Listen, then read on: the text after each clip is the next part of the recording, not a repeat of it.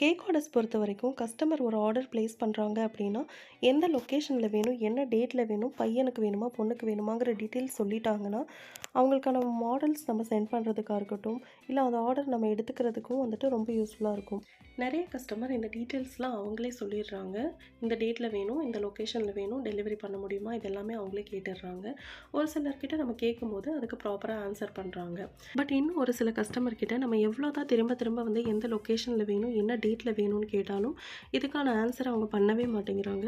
Model send பண்ணுங்கள், price detail send பண்ணுங்கள், ரிப்பீட்டடாக கேட்டுகிட்டே இருக்காங்க.